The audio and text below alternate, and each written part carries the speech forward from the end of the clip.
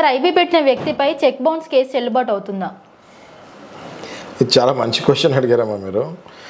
IP పెట్టేదే ఆ వ్యక్తి నా దగ్గర ఇంకేం డబ్బులు లేవు, నేను కట్టలేను అని చెప్తాను, కడతారు. ఇట్లనే ఒకటి కేసు తీసుకుంటే మనము ఇది 2021లో కేసు నేను చెప్తాను. సుప్రీంకోర్టు ఒక check bounce case can neither be instituted nor be continued against companies which are facing insolvency proceedings and are protected under a provision of insolvency and bankruptcy code IBC putting a moratorium on legal proceeding against them. అంటే ఏ కేసులో అయితే ఇప్పుడు సహజంగా ఏ కేసులో అయితే మనకి ఆ మనిషి దగ్గర డబ్బులు ఉన్నాయి, ఖచ్చితంగా కావాలని ఐపీ పెట్టాడు అని మనం ఫీల్ అయితే ఆ చెక్ బౌన్స్ కేసు ఏదైతే మనం వేస్తామో అది యాక్సెప్ట్ చేయమని విత్ ప్రూఫ్ మనం పెట్టచ్చు.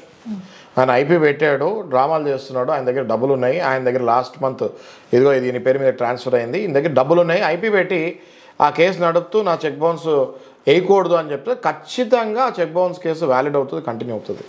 అట్ ద సేమ్ టైం ఏం ప్రూఫ్ లేకుండా ఈయన మొత్తం అసెట్స్ అన్నీ పెట్టి నేను జీరోలో ఉన్నాను అంటే మాత్రం దానికి మాత్రం ఇది ప్రొటెక్షన్ కింద, మొరటోరియం కింద చెక్ బౌన్స్ కేసు అన్నది ఈ వ్యక్తి ఆపుకునే ఛాన్సెస్, క్రిమినల్ కేసు కాబట్టి ఈ వ్యక్తికి ప్రొటెక్ట్ చేసే ఛాన్సెస్ ఉంటాయి.